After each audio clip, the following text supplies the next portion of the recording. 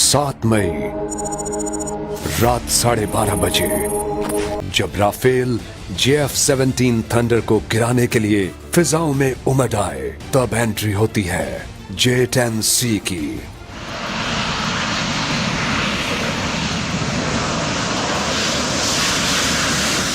जी हाँ, ये दोस्त मुल्क चीन का पाकिस्तान को वो तोहफा है जो भारत के लिए आउट ऑफ सिलेबस था। नाजरीन, J-10C ने कैसे गेम पलटी, 5 तैयारों को गिराया।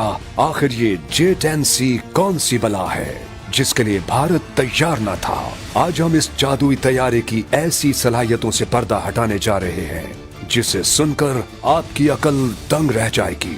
23 सितंबर साल 2016 जब भारत और फ्रांस के दरमियान दुनिया के सबसे ताकतवर तरीन राफेल तैयारे की खरीदारी पर एक मुआहिदा होता है। कुल 36 के करीब राफेल तैयारे खरीदे गए, जिनमें से 28 सिंगल सीटर और 8 डुअल सीटर थे। फ्रांस ने भारत को ये तैयारे तकरीबन 7.87 बिलियन यूरो, जिन्हें भारतीय रुपयों में देखें तो तकरीबन 59,000 करोड़ में बेच दिए। यानी उस वक्त की करेंसी के हिसाब से भारत को एक तैयारा 1600 करोड़ में पड़ा। इसके बाद नाजरीन, भारत की आंखें माथे की बजाय सीधा सर पर ही आ गईं। अरे मैं घुस कर मारेंगे, क्योंकि अब भारत खुद को एक इंतहाई ताकतवर तरीन दिफाई निजाम रखने वाला मुल्क समझने लगा था। फिर आया 21 जून साल 2021 जब पाकिस्तान और चाइना के दरमियान एक मुआहिदा होता है और यहाँ से एंट्री होती है J-10C की। चाइना पाकिस्तान को J-10C तैयारे दे रहा है। ये खबर पूरी दुनिया में और खुसूसन भारत में आग की तरह फैल जाती है और पड़ोस में एक खलबली सी मच जाती है इस खबर को लेकर।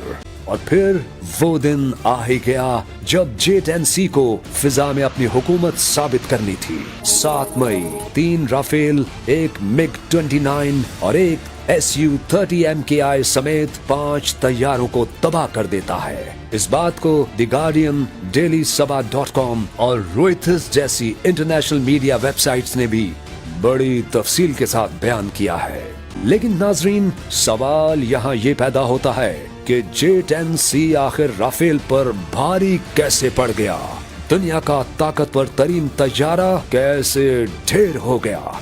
तो इन सवालात के जवाब के लिए आपको J-10C के बारे में कुछ हैरान कुन हकायक बताते हैं। सबसे पहली चीज है इसका PL-15 मिसाइल, जो दुनिया के बेहतरीन BVR यानी बियॉन्ड विजुअल रेंज मिसाइलों में से एक है, जिसकी रेंज 200 से 300 किलोमीटर तक बताई जाती है। जबकि राफेल के पास मौजूद मीटियोर की रेंज 150 से 200 किलोमीटर है। इसके अलावा PL-15 में एक्टिव रडार सीकर और एंटी जैमिंग सलाहियत भी मौजूद है। इसकी रफ्तार इतनी तेज है कि दुश्मन को रद्द अमल का वक्त बहुत कम मिलता है।